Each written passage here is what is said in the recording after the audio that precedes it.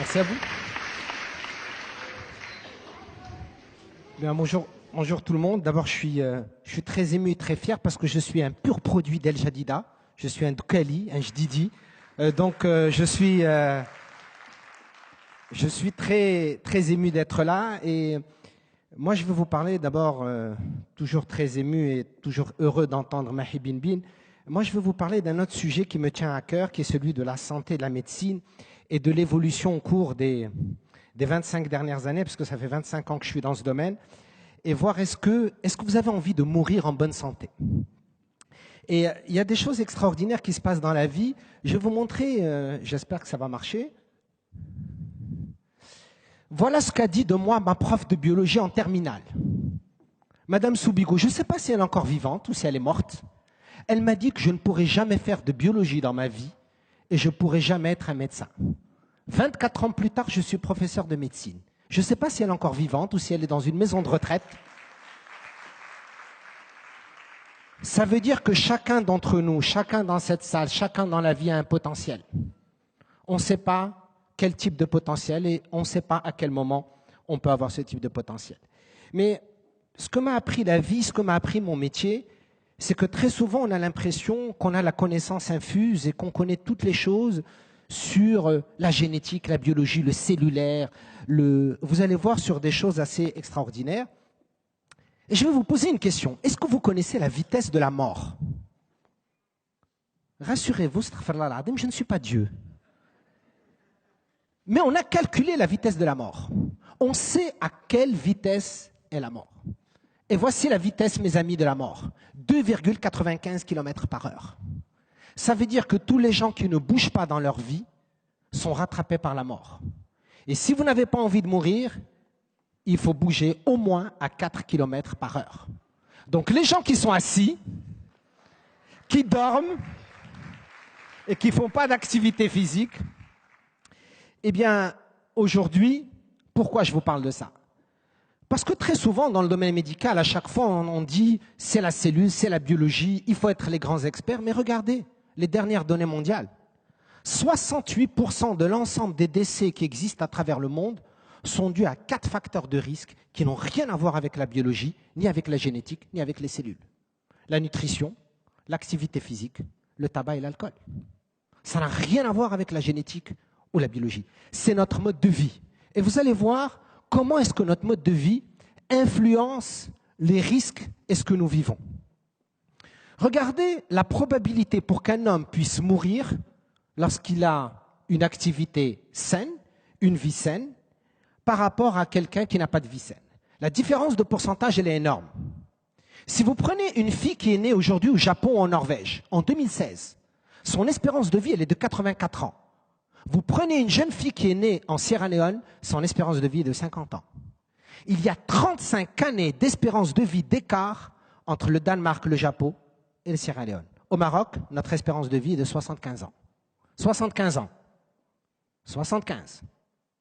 73 pour les femmes et 70 pour les hommes. C'est normal. Les femmes ont déjà tué les hommes 2 ans avant et c'est pour ça.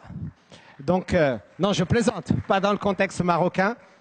Mais c'est pour vous expliquer que nous avons changé de mode de vie. Regardez dans notre pays, nous sommes passés d'une consommation moyenne de 2000 calories à 3000 calories. Est-ce que vous savez quel est le mois dans lequel nous mangeons le plus?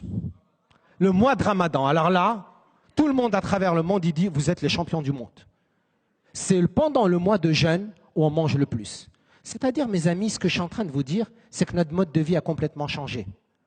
La façon dont nous mangeons, nous faisons de l'activité physique, la façon dont nous vivons, le stress, a changé notre mode de vie. Et aujourd'hui, les 4 facteurs de risque dont je vous ai parlé, en 2016 aujourd'hui, l'OMS, elle estime qu'avec ces 4 facteurs de risque, vous diminuez votre espérance de vie de 9,2 ans. 9,2 ans d'espérance de vie en moins pour 4 facteurs de risque que nous appelons des facteurs de risque modifiables. Voici comment, à travers le monde, nous avons évolué. La majorité des maladies qui nous tuent aujourd'hui, ce ne sont pas les maladies infectieuses. L'antibiothérapie, depuis les années 50, a réglé la majorité des problèmes. Aujourd'hui, la majorité des maladies qui nous tuent, vous allez le voir au Maroc, ce sont les maladies chroniques. Ce sont les maladies dites de civilisation et les maladies qui sont dues au comportement de vie. Voici les dernières données sur le Maroc. Au Maroc, ce n'est pas les maladies infectieuses qui nous tuent. C'est l'hypertension, c'est le diabète, c'est les cancers, c'est les maladies dégénératives. 40% de l'ensemble des cancers qui existent sont dus à une mauvaise alimentation, à une mauvaise hygiène de vie.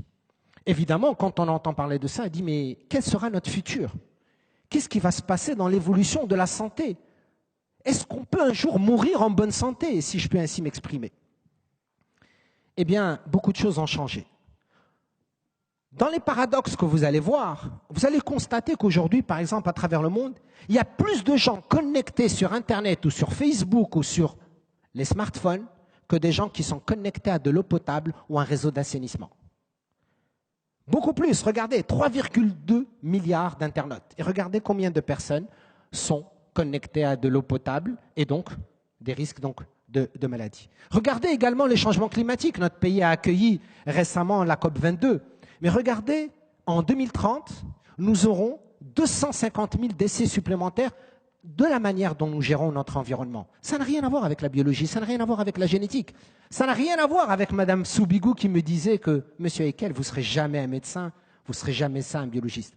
Ça a à voir avec la façon dont nous gérons notre mode de vie.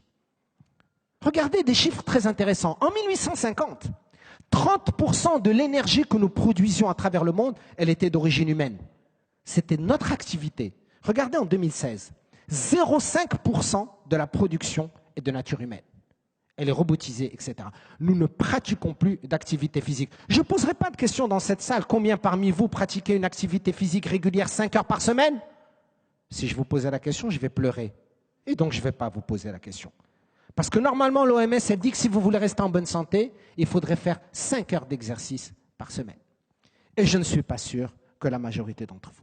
Alors, qu'est-ce qui va se passer dans le futur, mes amis?